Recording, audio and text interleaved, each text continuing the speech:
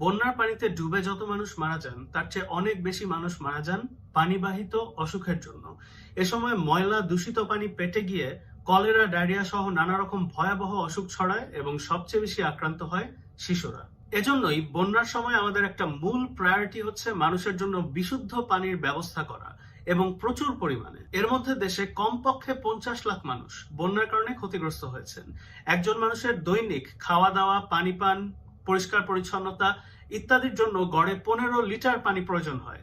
তার মানে বুঝতেই পারছেন এই অবস্থায় দেশের বন্যা দুর্গত এলাকায় বিশুদ্ধ পানির চাহিদাটা আসলে কোন পর্যায়ের। সমস্যা হলো বন্যা দুর্গত এলাকায় পানির কোনো অভাব থাকে না, কিন্তু বিশুদ্ধ পানি পাওয়া খুবই দুষ্কর।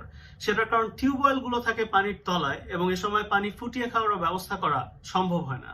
তাহলে উপায়টা কি, সেটা নিয়ে এই ভিডিও। আশা করি কথাগুলো মনোযোগ দিয়ে শুনবেন, বিশেষ করে আপনারা যারা ত্রাণ কর্মকাণ্ডের সাথে জড়িত আছেন তারা। দুর্যোগ পরিস্থিতিতে পানি বিশুদ্ধ করার সবচেয়ে সহজ এবং নির্ভরযোগ্য উপায় হচ্ছে পানি বিশুদ্ধিকরণ ট্যাবলেট বা ওয়াটার পিউরিফিকেশন ট্যাবলেট। দেশ বিদেশের যে কোনো দুর্যোগে অথবা বন্যার সময় এই ট্যাবলেটগুলো ব্যবহার করেই পানি বিশুদ্ধ করার ব্যবস্থা করা হয়। কিন্তু এখানে একটা গুরুত্বপূর্ণ কথা আছে। বন্যার পানি সাধারণত অত্যন্ত ঘোলা হয়। এই ট্যাবলেটগুলো কিন্তু ঘোলা ময়লা পানিতে ঠিকমতো কাজ করতে পারে না। কাজেই এসব ট্যাবলেট ব্যবহার করার আগে অবশ্যই পানিকে পরিষ্কার করে নিতে হবে। আমরা এর মধ্যে মাঠ থেকে খবর পেয়েছি অনেকে ঘোলা ময়লা পানির মধ্যে সরাসরি ট্যাবলেটটা দিয়ে দিচ্ছেন।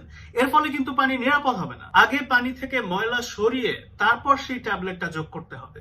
তাহলে ঘোলা পানি থেকে ময়লা সরানোর বা পরিষ্কার করার উপায় কি? খুব সহজ। বাজারে ফিটকিরি বলে একটা জিনিস কিনতে পাওয়া যায়। সেই ফিটকিরি গুঁড়ো করে এই ঘোলা পানির মধ্যে মিশিয়ে নিতে হবে। একদম সামান্য, প্রতি লিটার পানিতে 1 চিমটি ফিটকিরির গুঁড়ো দিলেই হবে। মানে একটা কলসের মধ্যে যদি 20 লিটার পানি থাকে, সেখানে মোটামুটি আধা চামচ ফিটকিরির গুঁড়ো বা পাউডার দিয়ে দিলেই কাজ হয়ে যাবে। তো এরপর পানিটাকে একটু নেড়ে যদি আধা ঘন্টা 1 ঘন্টা রেখে দেন, দেখবেন তার মধ্যে পানির সমস্ত ময়লা একদম তলানি হয়ে পাত্রের নিচে জমা হয়ে গেছে। এরপর উপরের পরিষ্কার পানিটাকে অন্য একটা পাত্রে ঢেলে নিলেই হবে। ধরেন কথার কথা আপনার হাতে ফিটকিরি নেই অথবা পানিটা অত বেশি ঘোলা নয়, সেক্ষেত্রে কি করবেন? সেক্ষেত্রে যেটা করতে পারেন, যে কোনো কাপড়, মোটামুটি পরিষ্কার কাপড় হলেই হবে, শাড়ি, লুঙ্গি, গামছা যাই হোক না কেন, সেটাকে 4 ভাঁজ করে কলসের মুখে আটকে নেবেন। তারপর এই কলসের মধ্যে পানি নিলে এই কাপড়ের ছাঁকনি দিয়ে পানি ফিল্টার হয়ে মোটামুটি পরিষ্কার হয়ে যাবে। কিন্তু কাপড়টা ভাঁজ করে দেওয়াটা কিন্তু গুরুত্বপূর্ণ। কমপক্ষে 4 ভাঁজ যেন দেওয়া হয়, না হলে পানি ঠিক মতো ফিল্টার হবে না। তো এই ফিটকিরি অথবা পানি অত ঘোলা না হলে কাপড়ের ফিল্টার, এই 2 উপায়ে ঘোলা পানিকে পরিষ্কার করা যায়। কিন্তু পানি পরিষ্কার চেহারা দেখে কিন্তু খেয়ে ফেলবেন না। এই পানি এখনো বিশুদ্ধ বা নিরাপদ কিছুই হয়নি। পানি চোখে দেখে পরিষ্কার লাগলেও এর মধ্যে অসংখ্য রোগ জীবাণু গিজগিজ করছে। এই পানি পেটে গেলে আপনার বাচ্চার অসুখ হতে পারে। সেজন্যই এই পরিষ্কার পানিকে এবার জীবাণুমুক্ত নিরাপদ করতে হবে, যার জন্য ওই পানি বিশুদ্ধিকরণ ট্যাবলেট বা ওয়াটার পিউরিফিকেশন ট্যাবলেট গুলো দরকার, যেটার কথা ভিডিওর প্রথমে বলছিলাম। বাজারে এরকম বিভিন্ন জাতের ট্যাবলেট পাওয়া যায়। অ্যাকোয়াট্যাব আর হ্যালোট্যাব দুটো উদাহরণ।